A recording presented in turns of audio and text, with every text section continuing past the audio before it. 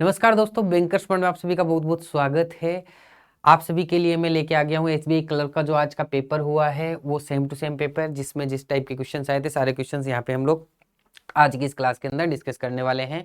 पूरे 35 क्वेश्चन, उसमें सिंप्लीफिकेशन होंगे, नंबर सीरीज होगी, उसके अंदर अर्थमेटिक के क्वेश्चन होंगे, डीए के क्वेश्चन होंगे। तो एग्जाम में बहुत ही सिंपल सा पेपर आया है मैथ्स का आप लोगों का। तो वो सिंपल से क्वेश्चन हम लोग डिस्कस करेंगे, चाहे वो सिंप्लीफिकेशन ले लो, चाहे आप नंबर सीरीज ले लो, चाहे वो रोमन आउट वाली भी बहुत ईजी आई है, चाहे डीए ले लो, सब कुछ बहुत ही आसान आई है। छोटी छोटी कैलकुलेशंस आई है, छोटी छोटी बातों का ध्यान रख के पेपर करना था, तो पेपर आराम से सोल्व हो रहा था। तो बिल्कुल आपको एक अंदाजा लग जाएगा कि कैसा पेपर आ रहा है इस पेपर के बाद में।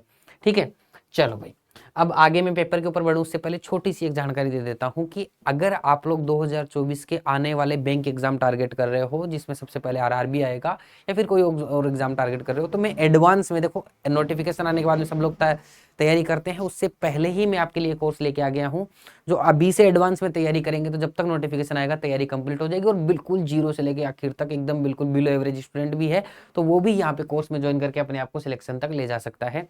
तो 4 चीज़ें स्पेशली चाहिए होती है, तो सारी की सारी चीज़ें यहाँ पर कोर्स में कवर हो जाएंगी। बिल्कुल शॉर्ट के अंदर डिस्कस करते हैं। इसके अंदर देखो आपको क्या करना पड़ेगा, बैंकर्स पॉइंट की जो अपनी एप्लीकेशन है 2.0 उसको डाउनलोड करना पड़ेगा। कोई दिक्कत है तो इस नंबर पे आप लोग कॉल कर सकते हैं, यहाँ पे आपको सारे कोर्सेज अवेलेबल होंगे। पहला कोर्स होगा जिसमें मैथ्स रीजनिंग की लाइव क्लासेस होंगी और जनरल अवेयरनेस की भी लाइव क्लासेस होंगी, मैं ही लूंगा। ठीक है, उसके अलावा आप लोगों को सब कुछ रिकॉर्डेड फॉर्म में मिल जाएगा, लेकिन मैथ्स रीजनिंग और करंट अफेयर आप लोगों को लाइव क्लासेस में मिलेगा, जिसकी ये प्राइस चल रही है अभी ऑफर के अंदर, बाद में प्राइस हो जाएगी, तो अभी अवेल कर लीजिएगा इसको, कोई कूपन कोड की जरूरत नहीं है। ठीक है, कुछ बच्चे सिर्फ मैथ्स रीजनिंग पढ़ना चाहते हैं तो उनके लिए ये प्राइस हो जाएगी, बाकी सब्जेक्ट हटा दिए जाएंगे। कोई केवल सिर्फ मैथ्स पढ़ना चाहते हैं तो ये आप लोगों का रहेगा, और कोई सिर्फ रीजनिंग पढ़ना चाहता है तो ये आप लोगों का ऑफर प्राइस रहेगा। तो ये एक छोटी सी जानकारी थी आप सभी के लिए। सबसे पहले सिंप्लीफिकेशन से स्टार्ट कर रहा हूँ, थोड़ा कॉन्फिडेंस बूस्ट अप हो जाए। बहुत ही सरल प्रश्न सिंप्लीफिकेशन के आए थे। देखो, बाकी लोगों की तरह मैं ये नहीं करूंगा कि देखो फटाफट सोल्व करके आपको दिखा दिए, ऐसा नहीं करेंगे। आराम से मैं समझाऊंगा आपको कि एग्जाम में आपकी अप्रोच क्या होनी चाहिए, यहाँ पे फास्ट करने से कुछ नहीं होगा। ठीक है, देखो भाई, सबसे पहले आपको इस क्वेश्चन मार्क की वैल्यू निकालनी है। तो देखो यहाँ पर आप लोगों को दिखा परसेंटेज, परसेंटेज का मतलब डिवाइड के अंदर 100 आएगा तो आपके दिमाग में आगे कि दोनों जीरो कट जाएंगे, तो 45 से चौके 180 आ जाएगा। अब आपको पता है 180, अब ये क्वेश्चन मार्क वाले को तो उधर ले जाना पड़ेगा, तो 105 इधर आके माइनस होगा 180 में से, तो ये 75 बचेगा। इधर देखो ये 30 का परसेंटेज हटाओगे तो 30/10 100 बनेगा, तो 3/10 बनेगा। 10 ऊपर आके मल्टीप्लाई हो जाएगा और 3 डिवाइड हो जाएगा, यही आप लोगों का आंसर आ जाएगा। 3 दूनी 6, 3 पंजे 15, तो आंसर आ जाएगा 250। उम्मीद है समझ में आया होगा। ठीक है, तो समझाने में बिल्कुल सेकंड्स वाले सवाल हैं, ये देखते ही प्रश्न हो जाना चाहिए, सीधा टिक लगना चाहिए, लेकिन मैं आपको समझा रहा हूँ इसलिए थोड़ा सा समय लगेगा, ध्यान से देखिएगा। यहाँ आपको इस क्वेश्चन मार्क की वैल्यू निकालनी है। ठीक है, तो सबसे पहले ये देखो, आप 14 का जो स्क्वायर होता है वो कितना होता है, 196 होता है, तो ये 1960 बनेगा। 1960 इधर जाके 600 में जुड़ जाएगा तो ये बनेगा 2560। 2560 में इस क्वेश्चन मार्क करना, तो इसका आपको क्या करना पड़ेगा, डिवाइड करना पड़ेगा। तो 160 का डिवाइड 0 0 कट जाएगा। 16 का स्क्वायर 256 होता है, तो इसको काटेंगे तो कितना आएगा, 16 आएगा, तो आंसर आ जाएगा 16। नेक्स्ट प्रश्न पे आ जाइएगा। देखो भाई, देखते ही इस क्वेश्चन मार्क की आपको वैल्यू निकालनी है। सबसे पहले 25% को आप दिमाग में सोचोगे 1/4, 4 का इसमें भाग देंगे तो 4 एकम 4, 4 6 24, 160 आएगा। 160 में ये 12 जाके इधर क्या हो जाएगा, माइनस हो जाएगा, तो जैसे ये 12 माइनस करेंगे तो आंसर आ जाएगा 148 आ जाएगा। नेक्स्ट आ जाइएगा भाई। ठीक है, 1728, इसका आपको क्या करना है, क्यूब रूट निकालना। तो ये किसका क्यूब रूट होता है, ये 12 का क्यूब रूट होता है, ये 12 का क्यूब रूट हो गया। आपको पता है परसेंटेज का नीचे 100 आएगा तो ये 2 जीरो कट जाएंगे परसेंटेज, तो 12 × 96 प्लस 12 108 हो जाएगा। 108 में इस 9 का भाग दोगे तो क्या आ जाएगा, 12 आ जाएगा। तो सीधा सीधा एकदम से ही देखते ही टिक करने वाला क्वेश्चन था। नेक्स्ट प्रश्न के ऊपर आ जाते हैं। देखो भाई, बड़ा ही सिंपल मतलब ऐसे क्वेश्चन थे कि आराम से कर सकते हो, मतलब देखो और आंसर टिक करो। अगर थोड़ा सा प्रैक्टिस है, कोई ट्रिक व्रिक कुछ भी झमेले, जहां पर भी अपन देखने को सीखते ना, ये सीखो वो सीखो, कुछ भी ऐसा काम नहीं आ रहा है। क्लरिकल एग्जाम के प्री में बहुत ही सरल प्रश्न पूछे जाते हैं। देखो ये प्रश्न क्यों पूछा गया मुझे तो समझ नहीं आ रहा। 25 दूनी 50 और 22 इधर माइनस करूंगा तो 28 बनेगा। ठीक है, कितना बना, 28 बना। अब ये डिवाइड में 7 होगा तो इधर जाके ये क्या होगा, मल्टीप्लाई होगा। ये क्वेश्चन मार्क का स्क्वायर है तो इसका क्या करना पड़ेगा, अंडरूट करना पड़ेगा। ये क्या होता है, 7 चौक 28 होता है। 7 और 7 का अंडरूट क्या आएगा, 7 आ जाएगा। इस 4 का अंडरूट 2 आ जाएगा, तो 7 दूनी 14। अब ये भी इतना मैंने बताया है, अगर कोई स्टूडेंट सीधा करना चाहेगा तो वो तो यही देखेगा 28, 7 में 7 चौक 28 होता है, 7 आया, 2 आया, 7 दूनी 14, ये भी लिखने की जरूरत नहीं है। ठीक है, तो बहुत ही आसानी से प्रश्न यहाँ पर सोल्व हो रहे हैं। सिंप्लीफिकेशन के 15 क्वेश्चन आए थे। देखो यहाँ पे क्वेश्चन मार्क की वैल्यू निकालें, इनको जोड़ना है तो 18 का सबसे पहले भाग देंगे। 18 एकम 18, 18 तिया 54, 0 130 ये हो जाएगा। ठीक है, 15 को 10 से गुणा 150 आ जाएगा, ठीक है, यहाँ पे 15 को 10 से गुणा 150 आएगा और 30 और जोड़ दूंगा तो 180, 180 इसमें जोड़ना है, कितना आ जाएगा 310 आपका आंसर आ जाएगा। नेक्स्ट आ जाइए, देखो ये क्वेश्चन मार्क की वैल्यू निकालनी है सिंपल सी। तो सबसे पहले इधर ही 4 का भाग देंगे, 4 7 28 और 4 3 12 73 बना। 73 में ये 25 क्या करना पड़ेगा, इधर माइनस करेंगे तो इधर कितना बनेगा 48 बन जाएगा। अब ये परसेंटेज है, परसेंटेज का नीचे 100 आएगा तो ये 32/10 बन जाएगा, 0 0 कट जाएगा तो ये 10 ऊपर चला जाएगा और 32 नीचे आ जाएगा। तो 16 3 48, 16 दूनी 32, 2 पंजो 10, आंसर आ गया 15। नेक्स्ट क्वेश्चन आ जाओ भाई, ये क्वेश्चन मार्क की वैल्यू यहाँ पे निकालनी है। 24 को 15 से मल्टीप्लाई करना है अपन लोगों को। तो 24 पंजो 120 और 240 यानी ये बनेगा 360। 360 इधर जाके माइनस होगा, यानी 800 में से 350 माइनस कर दो एक तरीके से, तो ये बनेगा 450। ठीक है, 450 बनेगा। 450 में 25 का आपको भाग देना है तो आपका आ जाएगा 18, 25 25, 25 घंटी 200। कैसे क्या दोबारा समझा देता हूँ। देखो 24 को 15 से मल्टीप्लाई करना है, ठीक है, तो 24 को 10 से करेंगे 240, 24 पंजो 120 यानी 360 बनेगा दिमाग। 360 को इसमें से माइनस कर दिया, 450 बना, 25 का भाग दे दिया, सिंपल। नेक्स्ट आ जाइएगा। ठीक है, अब देखो ये प्रश्न क्या ही प्रश्न पूछा गया है, मतलब इस प्रश्न का कोई वो ही नहीं है। ठीक है, अब इस क्वेश्चन में छोटा सा ये कंफ्यूजन हो सकता है कि सर हमें 75 और 300 का क्या नहीं पता, स्क्वायर रूट की वैल्यू नहीं पता। कोई जरूरी नहीं होती है, स्क्वायर रूट मल्टीप्लाई में तो अंदर ही ले लो ना इसको। तो आपको सबको पता है कि 300 क्या होता है, 75 मल्टीप्लाई बाई 4 सबको पता है। 75 दूसरा 150 होता है, 150 का डबल 300 होता है। तो ये अंडर रूट बाहर आएगा तो 75 आ जाएगा, 4 का अंडर रूट क्या होता है 2 आ जाएगा, आंसर आ जाएगा 150। नेक्स्ट क्वेश्चन देखो, ये क्वेश्चन देखो कैसा क्वेश्चन पूछा गया है, बहुत ही सरल क्वेश्चन। ये क्या बनेगा 20 ये बनेगा, 2 ये बनेगा, ये कितना बना 40, 40 में से 22 माइनस कर दो कितना आएगा 18 आएगा। नेक्स्ट क्वेश्चन के ऊपर आ जाइए। देखो इसमें 127 का भाग दे रहा था तो अलग अलग तो लग नहीं रहा, तो जोड़ लेते हैं। तो मैंने आपको जोड़ना भी सिखाया था कि लास्ट के ये 2000 एक्स्ट्रा है तो 100 320 120 जोड़ लो तो ये कितना बन जाएगा 440 540, यानी ये कितना बनेगा 2540 बनेगा। 2540 लिखने की भी जरूरत नहीं थी वैसे तो, लेकिन मैंने लिख के दिखाया। 2540 में 127 का डिवाइड करना है तो पूरा पूरा कितनी बार 2 बार का ट्राई नहीं कर रहा है 254, तो क्या आंसर आ जाएगा 20 आंसर आ जाएगा। 127 दूनी कितना होता है 254 होता है, 27 दूनी 54 होता है, तो दिख ही रहा है वो। तो यहाँ पे इस क्वेश्चन मार्क की वैल्यू निकालनी है आप लोगों को। बस सिंपल ये था कि ये मल्टीप्लाई आप लोगों को करना है। ठीक है, अब देखो ये मल्टीप्लाई करने के लिए कोई दिमाग लगाने की जरूरत नहीं। 16 को 16 से करते हैं तो आपको पता है 256, 256 प्लस 32 288 हो जाएगा। 288 इसमें से माइनस करना इधर आके, तो ये कितना बनेगा 24। क्वेश्चन मार्क के ऊपर अंडररूट है तो यानी इस 24 का स्क्वायर करना पड़ेगा, यानी 576 आंसर आ जाएगा। नेक्स्ट आ जाओ भाई, 12% ऑफ 750 करना है, तो ये परसेंटेज इधर नहीं एज्यूम करके इधर एज्यूम कर लेता है, यानी कि 12 संति 12 का 7 गुना 12 संति 84 और 50% का मतलब आधा है, यानी कि 6, तो 84 प्लस 6 90 बन जाएगा ये। ठीक है, 90 को इधर 144 में से माइनस करना है, तो 90 में से 144 माइनस करूंगा कितना बनेगा 54 बनेगा। Very simple question. नेक्स्ट आ जाइएगा भाई, देखो ये भी बहुत सरल सा क्वेश्चन है। ठीक है, सबसे पहले इसको सोल्व करते हैं। 16% ऑफ 250, तो परसेंटेज यहाँ एज्यूम नहीं करके अपन यहाँ एज्यूम कर लेते हैं। तो 16 का डबल यानी 32 और फिर आधा यानी 8 यानी 40 आ जाएगा, तो इसकी वैल्यू कितनी आएगी 16 का 250% 40 हो जाएगा। 40 360 में जुड़ेगा 400 हो जाएगा, 400 का अंडर रूट करेंगे तो 20 बनेगा, तो ये पूरा काट के कितना बन जाएगा 20 बन जाएगा। ये 5 चौक 20 बन जाएगा। ठीक है, ये क्वेश्चन मार्क उधर जाएगा, अंडर रूट लगेगा 4 के, तो कितना आ जाएगा आंसर 2 आ जाएगा। नेक्स्ट आ जाओ भाई।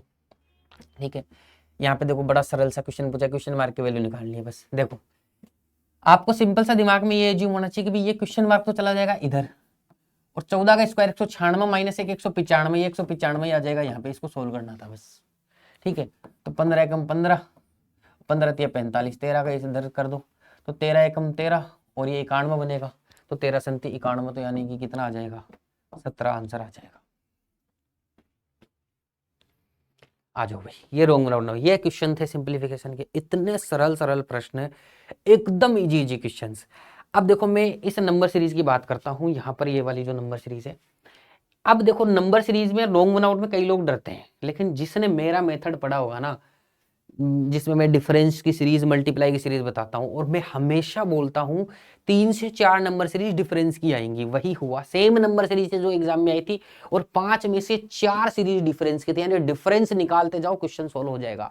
डिफरेंस में मैं हमेशा बोलता हूं 2 डिफरेंस गलत तो बीच का नंबर गलत, केवल पहला डिफरेंस गलत तो पहला नंबर गलत, केवल लास्ट वाला डिफरेंस गलत तो लास्ट वाला नंबर गलत। यही तो बोलता हूं, इसी से 5 के 5 प्रश्न सोल्व हो रहे थे। इधर इस क्वेश्चन को देखा तो यहां पर देख के इस वाले प्रश्न में तो डिफरेंस नहीं लग रहा है, लेकिन यहां पर तो क्योंकि नंबर तेजी से बढ़ रहा है, हर जगह पे देखो 2 गुना के आसपास, यहां तो भी 2 गुना हो रहा है, यहाँ पे भी 2 गुना नहीं हो रहा, लेकिन देखो यहाँ भी 2 गुना 2 गुना 2 गुना, हर जगह 2 गुना हो रहा है। तो मल्टीप्लाई, इसे लास्ट का नंबर पकड़ते हैं, इसको 2 से मल्टीप्लाई करूंगा तो 1220 बनेगा। कितना बनेगा? 1220 बनेगा। 1220 में 2 माइनस हो रहे, समझ में आ गया आपको लॉजिक? 2 से गुणा 2 माइनस, यहाँ देखो 2 से गुणा करूंगा तो 612 बनेगा, 2 फिर 2 माइनस करने पड़ेंगे। यहाँ भी 2 से गुणा करूंगा 2 माइनस बन रहा है यहाँ पर। यहाँ देखो 2 से गुणा करने पर 2 माइनस नहीं बन रहा है, इससे ये 154 नहीं बन रहा है, यानी कि कहीं ना कहीं ये वाला नंबर यहाँ पर गलत होगा। तो ये 51 यहाँ पर क्या है? गलत है। यहाँ देखना भाई, गुणा 2 करूंगा तो 42 माइनस 2 ही बन रहा है। तो अगर इसका सही नंबर वैसे निकालना नहीं होता, मुझे आंसर पता लग चुका है, लेकिन निकालना चाहो तो इसको 2 से गुणा 80 माइनस 2 यानी 78 आंसर आना चाहिए इसका। अगर यहाँ पर सही जो अगर कोई नंबर आता तो क्या आता? 78 आता। उम्मीद है समझ में आ गया होगा। अब देखो ये तो एक मल्टीप्लाई की सीरीज है, बाकी सारी डिफरेंस की सीरीज थी। देखो देखा क्वेश्चन, यहाँ पे शुरू में क्या ही मल्टीप्लाई करोगे, तो डिफरेंस निकालना है, डिफरेंस ही निकालते जाना है। देखो दोनों का आपको पेपर पे क्या लिखना है वो देखो, एग्जाम में अप्रोच क्या होनी चाहिए सही करने, मतलब क्वेश्चन सोल्व करने की, वो देखते हैं। आपके सामने स्क्रीन पे क्वेश्चन, आप पेपर पे क्या लिखोगे जो मैं नीचे लिख रहा हूँ। दोनों का डिफरेंस निकाला 3 आया, यहाँ डिफरेंस निकाला 9 आया, यहाँ डिफरेंस निकाला 16 आया, यहाँ डिफरेंस निकाला कितना आ जाएगा भाई? 2 और 36 आ जाएगा। ठीक है, यहाँ डिफरेंस निकाला तो 70 आता, लेकिन यहाँ 64 आ रहा है। क्यों? वो मतलब 4 कम है ना, मतलब ऐसे, मतलब प्लस माइनस दिमाग में कर रहा हूँ, आप भी ऐसे करिएगा। ठीक है, यहाँ 128 आएगा। अब आपको इसको डिफरेंस को ऑब्जर्व करना है। मैंने ऑब्जर्वेशन लगाया तो मैंने को ये देखो इसका आधा, ठीक है ना, ऐसे आधा होता होता जा रहा है। ठीक है ना, तो इस तरीके से ये इसका आधा, ये इसका आधा, ये इसका आधा, इस तरीके से बात बनती चली जा रही है। ठीक है, तो यहाँ 64 था, 64 का आधा 32, यहाँ पे देखना एक बार क्या बन रहा था, ये 32 ही बन रहा था, सॉरी। ठीक है, ये 32 बनेगा, 64 का आधा ये 32 बन रहा है, 32 का आधा 16 बन रहा है, लेकिन 16 का आधा ये 8 नहीं बन रहा, और 8 का आधा ये 4 नहीं बना, यानी ये 2 वाला डिफरेंस गलत है, ये 2 डिफरेंस गलत है, तो इसके बीच का नंबर गलत है 19। बात खत्म। आपको सही गलत से कोई मतलब नहीं है, जो 2 डिफरेंस गलत देखते ही बन रहे थे, मतलब आपने देखा ये यहां तक सेट है, ये वाले 2 डिफरेंस गलत है, यानी ये 2 डिफरेंस गलत है, तो बीच का नंबर गलत है। बात खत्म यहीं पे। नेक्स्ट क्वेश्चन के ऊपर आ जाते हैं। ये मेथड जिन्होंने पढ़ा होगा उनको पता होगा कि कैसे पढ़ाते हैं, नहीं पढ़ा है किसी ने, अगर मान लो दिक्कत आ रही है इसमें, तो आप लिखिए बैंकर्स पॉइंट नंबर सीरीज, कोई भी लेक्चर उठा के देख लीजिए कॉन्सेप्ट वाला। मतलब कई लाखों बच्चों ने, 20-20 लाख से ज्यादा लोगों ने एक एक वीडियो देखा है इस कॉन्सेप्ट का, और वो कॉन्सेप्ट सबसे बेस्ट कॉन्सेप्ट है रोंग नंबर सीरीज करने का। एकदम से डिफरेंस निकाला और काम हो गया वहीं पे। यहाँ देखो ये आया, अब डिफरेंस निकालते हैं। देखो ठीक है, डिफरेंस निकाला, यहाँ पे डिफरेंस बना 25, ठीक है, यहाँ पे डिफरेंस बना 100, नेक्स्ट वाला, ठीक है, निशान लगाते जाता हूँ मैं। यहाँ पे डिफरेंस बना 125, सॉरी 225, यहाँ पे डिफरेंस बना 225, यहाँ पे डिफरेंस बना 400। ठीक है, डिफरेंस बनता जा रहा है। ठीक, यहाँ पे जब मैं देखता हूँ डिफरेंस, तो यहाँ पर मुझे कुछ और ही दिखाई देता है कि मतलब अगर ये 40 और होता तो 800 होता, तो 336 प्लस 40, ठीक है ना, तो 336 प्लस 40 यानी कि यहां पर कुछ बन रहा है 376, ऐसा कुछ बन रहा है, जो कि बिल्कुल लॉजिकल नहीं है, पीछे वाले के बिल्कुल भी लॉजिकल नहीं है। फिर आगे का देखा तो फिर डिफरेंस कुछ गलत, कुछ अलग ही आ रहा है। तो देखो मैंने थोड़ा सा दिमाग लगाया पहले वाले में कि इन पे क्या लॉजिक लग रहा है, तो आपको दिखा है 5 का स्क्वायर, 10 का स्क्वायर, 15 का स्क्वायर, 20 का स्क्वायर, देखते ही बन रहा है, तो यहाँ 25 का स्क्वायर होना चाहिए था भाई, और यहाँ पे 30 का स्क्वायर होना चाहिए था ना। तो यहाँ पे 25 का स्क्वायर का डिफरेंस बनना है, निकालने की भी जरूरत नहीं है डिफरेंस ना, यहाँ पे 30 का स्क्वायर का डिफरेंस बन रहा है। तो आपको पता लग रहा है कि एक तो ये वाला डिफरेंस गलत है, एक ये वाला डिफरेंस गलत है, तो बीच का नंबर गलत है, हमें नहीं मतलब सही क्या आएगा। बात खत्म। नेक्स्ट क्वेश्चन देखो भाई, आ जाइए। डिफरेंस की सीरीज लग रही है, देखते ही पता लग रहा है, बस घटती चली जा रही है। ठीक है, यहाँ पर क्या डिफरेंस है देखेंगे भाई, 24 और 17 यानी कि 41 का डिफरेंस है। ठीक है, यहाँ पे क्या डिफरेंस होगा भाई, 6 और 33 यानी 39 का डिफरेंस है। यहाँ देखेंगे भाई, ठीक है, 15 और 14 29 का डिफरेंस है। यहाँ क्या देखेंगे भाई, 14 और 15 फिर से 29 का डिफरेंस है। यहाँ देखेंगे भाई 3, ठीक है, तो 66 23 का डिफरेंस है यहाँ पे। और यहाँ अगर मैं देखता हूँ तो यहाँ पर डिफरेंस है आप लोगों का 6 और 13 19 का डिफरेंस है। अब मैंने ध्यान से देखा कि इन नंबर्स को, हमेशा मैंने बोला प्राइम नंबर को देखते ही महसूस होना चाहिए आप लोगों को कि ये प्राइम नंबर है, तभी काम बनेगा एग्जाम के अंदर, नहीं तो नहीं बनेगा। देखते ही किसी बच्चे को आता होगा तो वो देखेगा 19 23 29, तो भाई साहब यहाँ पे 31 आना चाहिए था, यहाँ पे 37 आना चाहिए था, ठीक है, 39 तो प्राइम नंबर भी नहीं होता है, ठीक है ना। तो इस तरीके से, और यहाँ पे 41 आना चाहिए था, तो प्राइम नंबर की सीरीज बन रही है। तो यहाँ पर ये वाला डिफरेंस और ये वाला डिफरेंस गलत है, यानी कि दूसरा डिफरेंस और तीसरा डिफरेंस गलत है, तो बीच का नंबर गलत है, बात खत्म। 144 गलत है यहाँ पर, ठीक है, तो ये नंबर गलत हो गया। ये लो जी, डिफरेंस निकालना है और ऑब्जर्वेशन करना है, क्वेश्चन का आंसर आएगा। मैंने बहुत कराए हैं ऐसे सीरीज, ठीक है, जो डिफरेंस से ही आराम से निकल जाते हैं। नेक्स्ट क्वेश्चन देखो, यहाँ डिफरेंस देखेंगे, सबसे पहला जो डिफरेंस आया वो आया कितने का भाई, 13 का डिफरेंस आया। दूसरा डिफरेंस कितने का आया भाई, 24 का डिफरेंस आ गया, ठीक है, 24 का डिफरेंस आ गया। तीसरा डिफरेंस देखें तो 19 और 19 38 का डिफरेंस आ गया। चौथा डिफरेंस देखेंगे तो 51 का डिफरेंस आ गया, ठीक है। उसके बाद में अगला डिफरेंस देखेंगे तो 30 और 34 64 का डिफरेंस आ गया। फिर अगला डिफरेंस देखेंगे तो 66 और 11 77 का डिफरेंस आ गया, ठीक है। अब मैंने ध्यान से देखा, कुछ समझ नहीं आया मेरे को इसमें, और मुझे लग रहा है कि तो डिफरेंस तो देखना ही पड़ेगा, क्योंकि मल्टीप्लाई वाला तो कुछ बन नहीं रहा। जब ऐसा कुछ हो जाए, कुछ समझ ही नहीं आए देख के, तो दोबारा डिफरेंस निकालो, ठीक है। तो दोबारा डिफरेंस निकालो तो यहाँ पे 13 का डिफरेंस है, यहाँ भी 13 का डिफरेंस है, यहाँ भी 13 का डिफरेंस है, यहाँ नहीं है भाई 13 का डिफरेंस। तो यहाँ किस चीज का, कितने का डिफरेंस है भाई, यहाँ 14 का डिफरेंस है और यहाँ पर 11 का डिफरेंस है, यानी ये दोनों डिफरेंस गलत है। जब ये दोनों डिफरेंस गलत है तो ये दोनों नंबर गलत है, क्योंकि यहाँ भी 13 13 का डिफरेंस होना चाहिए। जब ये दोनों नंबर गलत है, यानी कि ये वाला डिफरेंस गलत है, तो इसके बीच का नंबर गलत है, बात खत्म है। समझ गए? तो इस तरीके से डिफरेंस निकालते पता लग जाएगा आप लोगों को, समझ गए?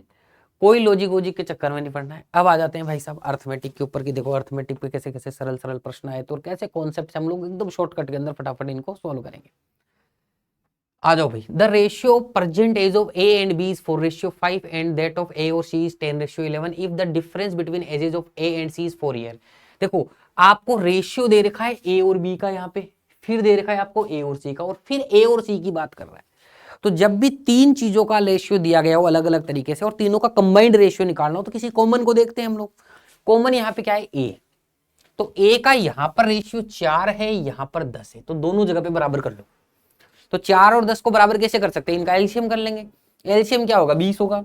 तो 4 को भी 20 बना लो और इस 10 को भी 20 बना लो, तो क्या होगा, ए बी सी में सीधा रेशियो निकलेगा। ए का रेशियो देखो वहां पे 4 था, तो 4 को 5 से मल्टीप्लाई करूंगा तो क्या बनेगा, 20 बनेगा। तो 20 का रेशियो को भी 5 से मल्टीप्लाई करना पड़ेगा, तो कितना बनेगा, 25 बनेगा, ठीक है। अब सी का रेशियो क्या था, यहाँ पर निकालते टाइम सीधा 5 से मल्टीप्लाई नहीं करना, यहाँ पे ए के रेशियो को 10 से 20 बनाएंगे तो 2 से मल्टीप्लाई होगा, तो ये भी 2 से मल्टीप्लाई होगा, तो ये 22 बनेगा।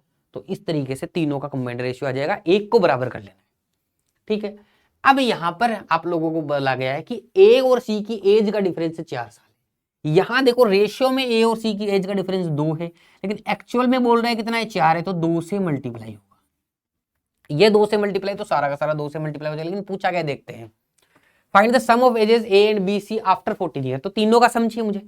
तीनों का सम देखो 20 दिया, 60 और 7 67 आ जाएगा यहाँ पर, ठीक है। तो ये 67 भी कितने से मल्टीप्लाई होगा, 2 से मल्टीप्लाई होगा, तो ये कितना बनेगा, 134 बन जाएगा, ठीक है। लेकिन ये 134 आंसर टिक मत कर दीजिएगा, यहां पर पूछा गया है 14 साल बाद में तीनों का है, तो तीनों की आज ये एज है कुल मिला के, 14 साल बाद में तीनों की 14 14 14 बढ़ेगी, यानी 42 बढ़ेगी। तो 42 बढ़ेगी तो 6 7 1 यानी 176 आंसर आ जाएगा। नेक्स्ट क्वेश्चन, जब एक वस्तु के अंकित मूल्य पर 10% छूट के बाद बेची जाती है, देखो अब देखो कॉन्सेप्ट यहाँ पे सिखाऊंगा तो बहुत समय लग जाएगा, थोड़ा सा ध्यान से समझेंगे तो आपको एकदम आराम से समझ में आ जाएगा। ध्यान से समझेंगे, देखेंगे भाई, when an article is sold after a discount of 10% on the market price, then the profit earned is 400, and when the same article is sold after a discount of 20%, then the profit earned is 330. Find the market price in the article. Market price हमेशा same होता है, कितना भी discount मिले। आप एक pen के ऊपर मार्केट प्राइस आज 50 लिखा है, आज 10% मिल रहा है, कल 20% मिल रहा है, ऐसे नहीं कि एमआरपी हमेशा सेम मानी जाती है, ठीक है। अब देखो हमेशा क्या होता है, जैसे ये 10% है, 10% को मैं 1/10 मानूंगा, तो नीचे वाली जो वैल्यू होती है हमेशा बेस वैल्यू होती है, हमने सीखा है, ठीक है। तो बेस वैल्यू क्या होती है, डिस्काउंट किस पे दिया जाता है, एमआरपी पे, तो एमआरपी ही 10 हो जाएगा। तो एमआरपी और सेलिंग प्राइस, यानी एमआरपी अगर 10 है तो सेलिंग प्राइस कितना होगा, 9 होगा, क्योंकि 1 रुपए का क्या मिल जाएगा, डिस्काउंट मिल जाएगा, ये रेशियो आएगा। अब वो बोल रहा है 20% की छूट के बाद में, ठीक है, एमआरपी तो सेम ही रखना है मेरे को, तो एमआरपी अगर 10 होगा तो 20% की छूट के बाद में कितने में बेचेगा सेलिंग प्राइस, 8 रुपए में बेचेगा। अब देखो पहले उसे 400 का लाभ हो रहा था, अब उसे 330 रुपए का लाभ हो रहा है, तो दोनों में डिफरेंस कितने का है, 70 रुपए का डिफरेंस है। क्या जो प्रॉफिट का डिफरेंस है भाई सेलिंग प्राइस का डिफरेंस होगा। भाई पहले अगर मैं 60 रुपए में कुछ कमा रहा था, अब मैं 68 रुपए में उसको बेच रहा हूं, तो 8 रुपए का ही तो प्रॉफिट का डिफरेंस होगा मेरा, ठीक है जी। सेलिंग प्राइस का डिफरेंस वही 8 रुपए का प्रॉफिट का डिफरेंस होगा, तो ये 70 रुपए का जो डिफरेंस है वो सेलिंग प्राइस का डिफरेंस है। यानी कि एक की वैल्यू कितनी हो गई भाई साहब, 7 होगी, तो 7 से मल्टीप्लाई। पूछा क्या है, एमआरपी ज्ञात करो, एमआरपी तो सेम है, तो 10 को भी 7 से मल्टीप्लाई कर देंगे, ठीक है, 70 से, सॉरी 70 है ना, तो 700 आ जाएगा।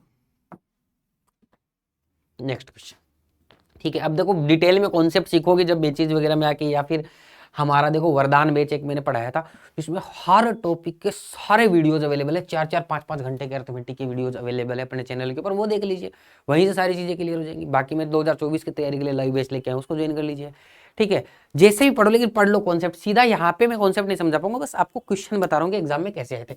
ये वाला प्रश्न, जब मेरा कोई भी बॉटनी स्ट्रीम का लेक्चर देख लो आप, कोई भी बॉटनी स्ट्रीम का लेक्चर देख लो मेरा, चाहे वो यूट्यूब पे पुराना, चाहे 2 साल 3 साल पहले का लेक्चर हो, अभी का लेक्चर हो, कभी कभी कोई लेक्चर हो, या फिर किसी बेच का लेक्चर, मैं हमेशा बोलता हूँ कि ये वाला प्रश्न एग्जाम में आने लायक प्रश्न है, प्री में आता ही आता है इस टाइप का क्वेश्चन, इक्वेशन वाला, ठीक है। और वही आया है, बस डेटा इधर उधर होके आता है। क्वेश्चन क्या बोल रहा है, एक नाव द्वारा धारा के अनुकूल x किलोमीटर प्रति और धारा के प्रतिकूल समान दूरी तय करने के लिए समय का अंतर 12 मिनट है। अब बताओ, धारा के अनुकूल तो कम समय लेगी, प्रतिकूल ज्यादा समय लेगी, तो प्रतिकूल में से अनुकूल को माइनस कर देंगे, यानी कि धारा के साथ में, यानी कि धारा के साथ वाले को अपन डाउन स्ट्रीम बोलते हैं, और धारा के प्रतिकूल को अप स्ट्रीम बोलते हैं। यानी कि डाउन स्ट्रीम में आपको ज्यादा समय लगे, कम समय लगेगा, और अप स्ट्रीम विपरीत आओगे पानी के, पानी का बहाव इधर है, आपको इधर चलना है, तब आपको क्या लगेगा, कम समय लगेगा, ठीक है। तो वो माइनस करना है आप लोगों को। तो आप लोगों को बेसिकली उस टाइम का डिफरेंस दिया गया। टाइम क्या होता है, देखो अब बेसिकली बताता हूँ आपको, देखो बेसिक से समझा। टाइम क्या होता है, डिस्टेंस अपॉन स्पीड। अब डिस्टेंस तो क्या है, x है, दोनों टाइम निकालना है आपको, टाइम का डिफरेंस 12 मिनट करना है, और 12 मिनट को फिर घंटे में भी चेंज करना है, क्योंकि स्पीड अपन ने क्या किस में ली है, किलोमीटर पर ओवर में लिए, तो 12 मिनट को घंटे में भी चेंज करना, तो चेंज कर दिया। अब टाइम तो डिस्टेंस तो ये हो गया, नीचे स्पीड। अब मुझे बताओ कि धारा के विपरीत जब मैं जाऊंगा तो स्पीड क्या होगी, पानी कम करेगा। अब इसने ऐसे बोल दिया है कि नाव की गति 36 किलोमीटर प्रति घंटा है और धारा की गति 4 किलोमीटर प्रति घंटा है, तो धारा के विपरीत जाएंगे तो क्या करेंगे, दोनों को माइनस कर देंगे, स्पीड क्या हो जाएगी, कम हो जाएगी। तो 36 - 4 यहाँ आ जाएगा 32, और यहाँ प्लस कर देंगे तो यहाँ आ जाएगा 40, ये 1/5 है। समझ गए भाई। अब देखो इन दोनों का एलसीएम लेके सॉल्व करना पड़ेगा, इनका एलसीएम क्या आएगा, ठीक है। तो 32 पंजो 160 होता है, तो 5 से 160 से मल्टीप्लाई कर देता हूँ। तो आप दिमाग में ही सबको 160 से मल्टीप्लाई कर दो। इसको 160 से मल्टीप्लाई करूंगा तो 5x बनेगा, इसको 160 से मल्टीप्लाई करूंगा तो 4x बनेगा, इसको 160 से मल्टीप्लाई करूंगा तो 5 × 15 5 दूनी 10 32 बनेगा। तो x की वैल्यू कितनी आ गई, 32 आ गई। 32 जल्दबाजी में टिक मत कर दीजिएगा, पूछा गया 2x की वैल्यू क्या होगी, तो 64 होगी। नेक्स्ट आ जाइए। देखो भाई ये क्वेश्चन भी बहुत समझाया है मैंने, बहुत करवाया है अर्थमेटिक, जहां जहां जैसे जैसे ही पढ़ाई है। 10 लोगों के एक समूह में औसत वजन 50 किलो है। 10 लोग हैं, 50 kg औसत वजन है। अब बोल रहा है एक व्यक्ति समूह छोड़ के चला जाता है, तो 9 बचे और वजन हो गया 49 kg। अब एक तो ऑप्शन ये है कि आप इसका 500 करो, इसका 9 से गुणा करो और वैसे प्लस माइनस करके निकालो। एक थोड़ा सा दिमाग लगाने वाला विषय है, आप वैसे ही कर लो कि भाई देखो एक सबका 50-50 किलो था, यहाँ पर एक व्यक्ति गया, वो अपना 50 तो लेके गया जो गया, साथ में देखो जो बचे हुए 9 लोग थे उनका भी 1-1 किलो कम कर दिया, तो उसका कितना था 50 + 9 59 kg था। तो जो गया व्यक्ति उसका वजन कितना था 59 kg था। सिंपल सा लॉजिक, ठीक है। फिर बोल रहा है देन द, फिर क्या हो रहा है, फिर एक व्यक्ति समूह में शामिल हो जाता है और औसत 52 किग्रा हो जाता है। अब एक व्यक्ति समूह में आ गया नया, कोई 10 हो गए और अभी वजन हो गया 52 kg। अब भाई साहब ये जो व्यक्ति आया वो 52 kg कर दिया सबका, तो यानी कि वो 52 kg खुद का तो लेके आया ही आया 52 kg, साथ में बचे हुए लोगों को भी 3-3 किलो और दे दिया उसने, तभी तो सबका 52 हुआ एवरेज। तो नोतिया 27 kg और दे दिया सबको, तो 52 तो वो लेके आया, साथ में 27 और लेके आया इन सब के लिए, तभी तो सबका बढ़ गया 3-3 किलो एवरेज का मतलब सबका बढ़ना। तो ये यहां पर कितना बन गया 79।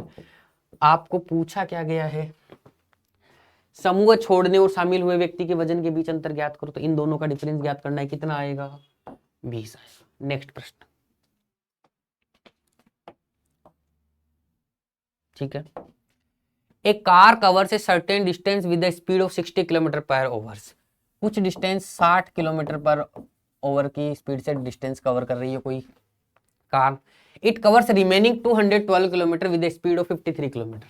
ये बोल रहा है कि ये आगे की 212 किलोमीटर कितने की स्पीड से कवर कर रहा है 53 km/h। अब देखो 53 km/h के हिसाब से टाइम निकालेंगे तो डिस्टेंस अपॉन स्पीड करेंगे तो कितना आएगा 4 घंटे आएगा कि नहीं आएगा, ठीक है। 53 का इसमें डिवाइड करें 3 चौक 12 और 50 चौक 200, ठीक है।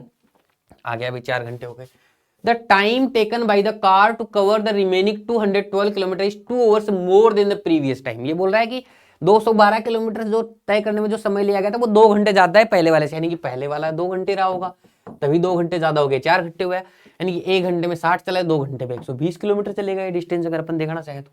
आगे बोल रहा है find the time taken by the car to cover the whole distance with a speed of 41.5 kilometre. ये बोला कि पूरी डिस्टेंस कवर करने में कितना समय लेगा, तो पूरी डिस्टेंस कितनी है भाई 120 + 212, ठीक है।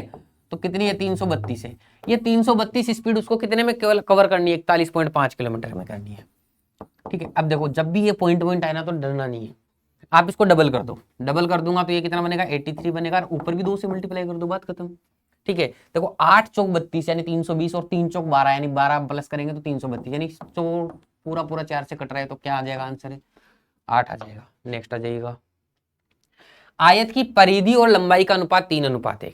देखो आयत की परिधि और लंबाई का अनुपात 3:1 है। परिधि क्या होती है 2l + b, है ना, परिधि या फिर परिमाप बोल देते हैं। ये आयत होता है, उसके लेंथ और ब्रेड दोनों सबको प्लस कर दो आपस में, वो क्या हो जाता है परिमाप हो जाता है।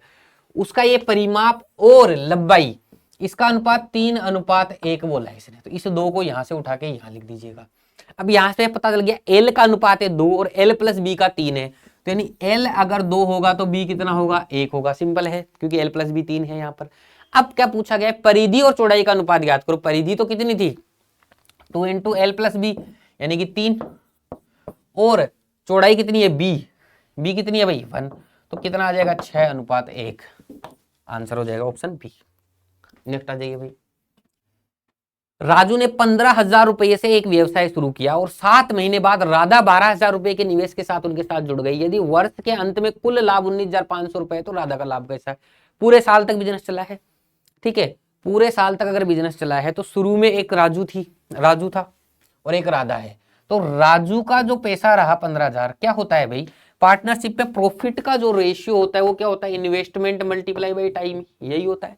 तो इन्वेस्टमेंट कितना रहा इसका 15,000 रहा, और कितने महीने तक 12 महीने तक, और उसका इन्वेस्टमेंट रहा 12,000 रुपए, लेकिन कितने समय तक 7 महीने बाद आई है, तो 7 महीने बाद आके उसने पैसे दिए 7वें महीने बाद में, तो उसके अगले 5 महीने ही तो बिजनेस में पैसे रहे, तो 7 से मल्टीप्लाई नहीं करना है 5 से करना है, तो ये 0 से 0 कट जाएंगे, ठीक है ना, 5 × 15, ठीक है, 12 से 12 कट जाएगा, ये 3:1 आ जाएगा।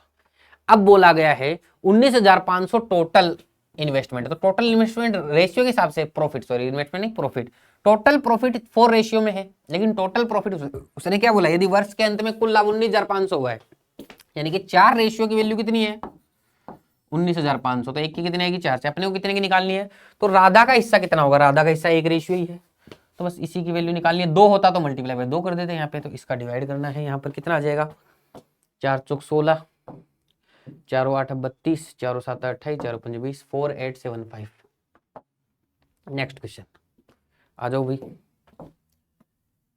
ये बड़ा सरल सा प्रश्न आया था, मतलब इसमें कुछ था ही नहीं, ध्यान से समझिएगा, मतलब कुछ ज्यादा मिक्सचर एलिगेशन का कोई कॉन्सेप्ट नहीं लगाना है। क्वेश्चन बोला in a mixture of 48 litres the ratio of milk and water is 3:1। Milk और वाटर का रेशियो 3:1 है 48 लीटर में से।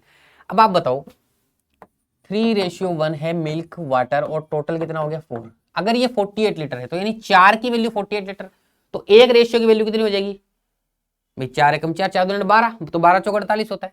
तो 4 की वैल्यू अगर 48 है तो एक रेशियो की वैल्यू 12 और 3 की वैल्यू 36, तो ये 36 लीटर है 12 लीटर। अब ऐसे बोल रहा है वो if 10 litre of the mixture is taken out, ये बोल रहा है 10 litre of mixture taken out, mixture taken out होगा तो टोटल 10 लीटर बाहर आएगा। तो 4 को 2.5 से मल्टीप्लाई करूंगा तभी तो 10 बनेगा, तो इस 1 को भी 2.5 से मल्टीप्लाई करूंगा और इसको 3 को 2.5 से 7.5, ये आपका माइनस हो गया यहां से, ये बाहर निकाल दिया। अब बोल रहा है कि 12 लीटर पानी मिला दिया जाता है। अब इसमें पानी 12 लीटर फिर से मिला दिया, तो लास्ट जो अंतिम मिश्रण है उसमें दूध और पानी के बीच का अंतर, अंतिम मिश्रण क्या बचा है भाई, अंतिम मिश्रण बचा है ये और ये, इन दोनों का आपस में डिफरेंस निकालना है। अगर मैं डिफरेंस निकालूंगा तो ये भी माइनस होगा, ये माइनस हो जाएगा और ये प्लस हो जाएगा। तो देखो 36 में से 24 माइनस करूंगा तो कितना बचेगा, 12 बचेगा, ठीक है। और -7.5 प्लस 2.5 ये -5 बचेगा, तो आएगा कितना लीटर, 7 लीटर। Next question. अब देखो ये क्वेश्चन तो मतलब ऐसे ही क्वेश्चन पूछ लिया गया, ठीक है। CISI में बहुत बार बताया है मैंने कि SI हर साल का क्या होता है, सेम होता है, ठीक है। SI हर साल का क्या होता है, सेम होता है, बस इतनी सी बात ध्यान में रखनी थी। ये बोल रहा है कि एक राशि थी 16,250 रुपए, x वर्षों में SI यानी सिंपल इंटरेस्ट पर 12.5% की दर से 32,500 रुपए हो गई। तो आपको दिख नहीं रहा लगभग डबल हो गई। अगर कोई राशि डबल हो जाती है तो खुद में कोई राशि 100% होती है, इसका मतलब उस पर ब्याज कितना मिल गया, 100% ब्याज मिल गया उस पर। एक साल में ब्याज मिल रहा है 12.5% ब्याज, तो 100% ब्याज कब मिलेगा, डिवाइड कर देंगे कितना आएगा, 8 आएगा। नेक्स्ट प्रश्न। अब देखो ये एक टाइम एंड वर्क का छोटा सा ऐसे ही क्वेश्चन पूछ लिया गया। ए बी से 2 गुना कुशल है, यानी एफिशिएंसी का रेशियो दिया गया है ए और बी में। ए की एफिशिएंसी 2 है तो बी की 1 है। बोला ए और बी एक साथ एक कार्य को 20 मिनट में पूरा करते हैं, तो टोटल वर्क क्या होगा। एफिशिएंसी का मतलब क्या, 1 घंटे में, 1 मिनट में, 1 दिन में किया गया कार्य, तो ये दोनों मिला के 1 मिनट में 3 कार्य करते हैं। मान लो एफिशिएंसी का मतलब किया गया कार्य 1 मिनट में, तो 20 मिनट में कितना करेंगे, 60 काम करेंगे, टोटल काम हो गया। अब बोला ए अकेले पूरा कार्य को करने में कितना समय लेगा, तो टोटल काम है 60। ए अकेला एक दिन में कितना काम करता है, 2 काम करता है, तो 60 काम कितने दिन में करेगा, 30 दिन में या 30 मिनट में, जो भी आपको दिया गया है। अब आ जाते हैं DI के ऊपर। सेम टू सेम ये DI आई गई थी, बड़े ही अच्छे अच्छे नाम दिए गए थे DI के अंदर, है ना। इंदुमती, छुटकी, जियान, रियान, ऐसे नाम आपको दिए गए थे, ठीक है। तो यहाँ पे क्वेश्चन में बेसिकली इंश्योरेंस पॉलिसी है LIC की, NMF की, ALSS की, और 2 लड़कियां हैं इंदुमती और चुटकी, वो इसमें इन्वेस्टमेंट कर रही हैं, बस ये आपको दिया गया है। ऊपर आप डायरेक्शन पढ़ेंगे तो इसके ऊपर क्वेश्चन पूछे गए हैं। पहले प्रश्न देखो, इसकी अगर आपको 5 क्वेश्चन पूछे गए थे, इसकी अगर आपको PDF चाहिए तो अपना टेलीग्राम ग्रुप ज्वाइन कर लीजिएगा। टेलीग्राम ग्रुप के बारे में बता देता हूँ, सेम टू सेम PDF मिल जाएगी आपको विद सॉल्यूशन, अभी डाल दूंगा मैं इस लेक्चर के अपलोड होते हैं, ठीक है। आपका समय बर्बाद नहीं हो इसलिए मैं आपको रिकॉर्डेड लेसन्स दे रहा हूँ, क्योंकि मेरे पिछले कुछ टाइम से ऑब्जर्वेशन जो मैंने किया है पूरा का पूरा, जिससे मैंने एक तो ये डिसीजन लिया है कि मैं आपके साथ में अभी बैंकर्स पॉइंट पर ही जुड़ा रहूंगा काफ़ी लंबे समय तक, कहीं भी इधर उधर नहीं, कुछ भी ट्राई नहीं करेंगे, क्योंकि मैं हमेशा कुछ अच्छा कुछ डिफरेंट करने के लिए जाता हूँ और वैसा कुछ हो नहीं पाता है, चाहे रिसोर्सेज कितने भी बढ़ जाएं, जिनके साथ भी जुड़ते हैं कुछ और ही मकसद जुड़े होते हैं उसके साथ में। तो वो मैंने देखा कि अब खुद से ही अपन जैसे पहले अच्छे से बच्चों के लिए कुछ करते थे वैसे ही करते रहेंगे लगातार इंडिविजुअली, ठीक है। मैथ्स रीजनिंग के अंदर और बाकी में जनरल अवेयरनेस करंट अफेयर के अंदर भी मेरे 2016 में जब मैं बहुत सारे कामों में व्यस्त नहीं होता था, तो मैं उस टाइम पे भी आप देखिएगा कि इतना अच्छा ऑब्जर्वेशन के साथ में पढ़ाते थे। तो वो सारी चीज़ें यहाँ पे मैं आप लोगों को करवाता रहूँगा। तो मैंने ये ऑब्जर्व किया है कि अपने को यहीं पे रहना है और यहीं पे आप सभी से साथ जुड़ के बेस्ट ऑफ बेस्ट आपके साथ में करना है, ठीक है। तो अभी जो भी कोर्सेज वगैरह वो भी अपनी ऐप के ऊपर ही होंगे, खुद के बैंकर्स पॉइंट 2.0 जो एप्लीकेशन है उसके ऊपर होंगे, अपने चैनल पे ही सारी की सारी क्लासेज रहेंगी, ठीक है। और ये PDF जो है ना वो अपने टेलीग्राम चैनल के ऊपर आप लोगों को मिल जाएंगी। मैं जल्दी एक व्हाट्सअप चैनल भी रिलीज करूंगा जिसमें आपको व्हाट्सएप पे PDF मिल जाएंगी, क्योंकि टेलीग्राम सब लोग यूज नहीं करते। तो टेलीग्राम पे जाके आपको @अंशुल सर लिखना है, ठीक है। जैसे ही आप @अंशुल सर लिखोगे ना तो टेलीग्राम चैनल आ जाएगा, bankers point group of champions, जिसमें 30-35 हज़ार लोग जुड़े हुए हैं, वहाँ पे आपको भी जुड़ जाना, वहाँ पे PDF अपलोड हो जाएगी इस लेक्चर के अपलोड होते हैं, ठीक है, @अंशुल सर पे। हाँ, एक चीज़ और बता रहा था, तो इन सारी चीज़ों की जो ऑब्जर्वेशन मैंने और की है कि भाई जब मैं यूट्यूब पे लाइव लेता हूँ ना, तो यूट्यूब पे देखो एक तो लाइव होता है बैच में लिमिटेड बच्चे होते हैं, एक एक बच्चे की प्रॉब्लम को एड्रेस करना होता है।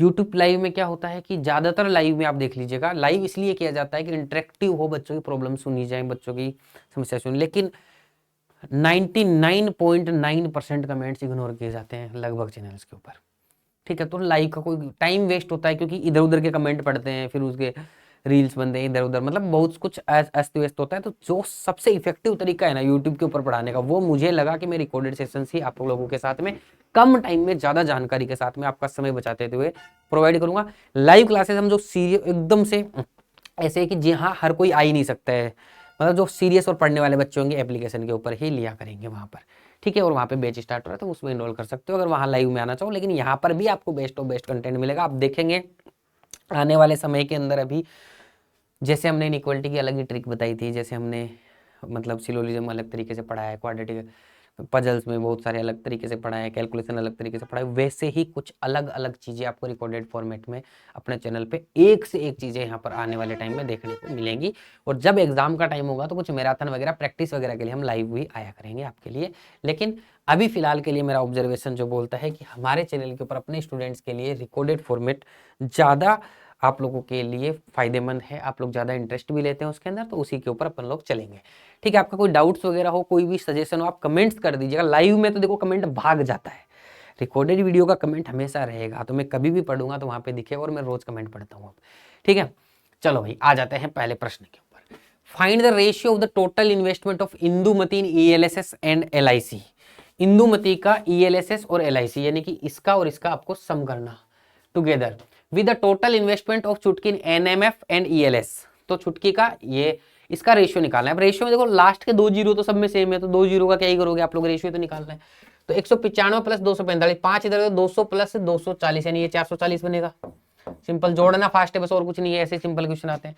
इधर से देखो आप लोग इधर से उठा के 15 इधर दे दो तो ये 200 बन जाएगा, ये 260 बनेगा, तो ये कितना बनेगा 460 बन जाएगा, काट दीजिएगा तो ये रेशियो बन जाएगा 22:23। तो आपका जो रेशियो पूछा गया था ऑप्शन नंबर बी हो जाएगा। नेक्स्ट क्वेश्चन के ऊपर आ जाते हैं, देखो क्या बोल रहा है प्रश्न। If the total investment of Gyan, ठीक है, एक जियान नाम का लड़का और है, in NMF is 2500 more than the total investment of Chhutki in ELSS। छुटकी का जो ELSS का इन्वेस्टमेंट है उससे क्या है 2500 रुपए ज्यादा है। तो इसमें अगर मैं 2500 जोड़ता हूं तो ये कितना बनेगा भाई 21,000 बनेगा। कितना बना भाई 21,000 बना, 18,500 साथ में जोड़ दीजिएगा, ठीक है। And the total investment of Jian in ELSS is 3,500 less than the investment of Indumati in LIC। तो इंदुमती का LIC में कितना है 19,500 है, उससे 3,500 रुपए कम है। तो इसमें 3,500 रुपए कम करूंगा तो ये कितना बनेगा भाई 16,000 बनेगा, ठीक है। Then find the average investment of जियान इन NMF एंड ELS। तो इन दोनों का क्या निकालना है, एवरेज निकालना है, ठीक है। तो एवरेज या तो दोनों को 37,000 का आधा करना है, 37,000 का आधा यानी कि 18 दूनी 36 होता है, तो 18,500 आ जाएगा। कितना आया 18,500 आ जाएगा। कई बार ऐसा भी आप लोग कर सकते हो कि 16,000 तो आएगा ही आएगा, 16,000 से ऊपर कितना है इसमें 5,000 है, तो 5,000 का आधा कर दीजिएगा, 2,500 और जोड़ दीजिएगा दिमाग के अंदर, तो भी 18,500 आएगा। तो कैसे भी आप लोग एवरेज निकाल सकते हैं, बस फास्ट कैलकुलेशन आपको यहाँ पर करना है। नेक्स्ट क्वेश्चन है ELSS और NFM में एक साथ छुटकी का निवेश, ठीक है, ELSS और NMF, ठीक है, छुटकी का निवेश यानी कि ये वाला निवेश, NMF और LIC, NMF और LIC यानी कि ये वाले में एक साथ इंदुमती के निवेश से कितने प्रतिशत अधिक है। देखो प्रतिशत अधिक में लास्ट के 2 जीरो का तो कोई लॉजिक है नहीं, लास्ट के 2 जीरो का कोई लॉजिक नहीं है। तो यही देख लीजिए, इन दोनों को अगर मैं जोड़ूंगा तो ये 320 बनेगा, इन दोनों को अगर मैं जोड़ूंगा तो 460 बनेगा, ठीक है। अब ये बोल रहा है कि ये छुटकी का जो निवेश है इससे कितना ज्यादा है, तो बताओ कितना ज्यादा है भाई छुटकी का निवेश इससे, इंदुमती से कितना ज्यादा है 140 ज्यादा है, 140 ज्यादा है कितने का 320 का, और इसका निकालना है। अब थोड़ा पॉइंटों में है तो अच्छे से कैलकुलेट कर लीजिएगा, ठीक है ना। यहाँ 4 8 32 और ये बन जाएगा 25 और ये 7 आ जाएगा, यहाँ 4 आ जाएगा। 25 6 का डेढ़ 25 संती 175, 175 बना, 4 का डिवाइड करना है। देखो 4 चौक 16, 4 तिया 12, ठीक है, 4 7 28 और 4 पंजो 20, यानी कि 43.75 आपका आंसर आ जाएगा। नेक्स्ट क्वेश्चन के ऊपर चलते हैं। यदि ईएलएसएस में चायन, एक नया बंदा आया है चायन, in ELSS 50% of the average total investment of Chutki in NMF and LIC, then find the total investment of Chayan in ELSS। यदि ELSS में चायन का कुल निवेश NMF और LIC में छुटकी के औसत निवेश का 50% है, तो छुटकी का NMF और LIC, ठीक है, छुटकी का NMF और LIC यानी ये दोनों इन्वेस्टमेंट का एवरेज का 50% है। अब देखो, अभी 2 जीरो तो हटा दो, लास्ट में लगा देंगे, 295 प्लस 275 यानी कि 300 और 570 बन जाएगा। कितना बना? 570। इस 570 का एवरेज निकालूंगा तब भी 2 का भाग लगेगा, और फिर आप लोगों का 50% निकालूंगा तो भी 2 का भाग निकलेगा, ठीक है। तो ये बस 4 का भाग देना है इसमें। तो 4 का भाग अगर मैं देता हूं तो 4 एकम 4, ठीक है, 4 चौक 16, ठीक है, 4 दूनी 8, 4 पंजे 20, ये पॉइंट आएगा यहाँ पे। लेकिन आपने 2 जीरो हटाए थे तो वो 2 जीरो भी आएंगे, तो एक में पॉइंट हट जाएगा, एक में 14,250 आंसर आ जाएगा। 2 जीरो को कैलकुलेट करने की बार बार जरूरत नहीं है, लास्ट में बस याद रखिएगा। लास्ट क्वेश्चन, एनएफएफ में छुटकी, एनएमएफ में इंदुमती और ईएलएसएस में छुटकी के कुल निवेश का औसत ज्ञात कीजिए। क्या बोल रहा है भाई? ठीक है, find the average of the total investment of Chhutki in NMF. छुटकी का एनएमएफ में, छुटकी का एनएमएफ में कितना है? ये वाला, ठीक है। Indumati in NMF, Indumati in NMF and Chhutki in ELSS, छुटकी नहीं है, इन तीनों का एवरेज निकालना है। तो लास्ट का 2 जीरो तो छोड़ दो। 125 प्लस 275 ये तो 400 बन जाएगा, 400 प्लस 185 यानी 585, 585 में 3 का भाग देना है भाई साहब। तो 3 एकम 3, 3 नम 27, 3 पंजो 15, ठीक है, और लास्ट में 2 जीरो अपन भूले थे, तो 19,500 आपका आंसर हो जाएगा, ठीक है। तो इस टाइप से ये प्रश्न आए थे आप लोगों के। ऐसे ही प्रश्न आप लोगों की नेक्स्ट बाकी शिफ्ट्स में आएंगे। मैं थोड़ा सा प्रयास करूंगा कि आपको रीजनिंग में भी कुछ बता पाऊँ, पेपर जो आज आया था उसके बारे में, और साथ में ही जल्दी से जल्दी आज के दिन नहीं तो कल के दिन में सारे नंबर सीरीज जितने भी शिफ्ट्स के अंदर आए हैं और सारे के सारे पजल और सिटिंग अरेंजमेंट मैं आपको सोल्व कराने का प्रयास करूंगा, ठीक है। जुड़े रहिए, और जिस भी टाइप के आपको आगे लेक्चर चाहिए अपने बैंकर्स पॉइंट पे ही आते रहेंगे लेक्चर्स, तो कमेंट करते रहिएगा कि सर ये वाले टॉपिक सिखा दीजिए, या फिर कोई भी आपको मदद चाहिए, किसी भी टॉपिक के अंदर कोई दिक्कत आ रही हो तो आप कमेंट करिएगा, हम जरूर उसके ऊपर कोशिश करेंगे, प्रयास करेंगे। बहुत बहुत शुक्रिया, धन्यवाद।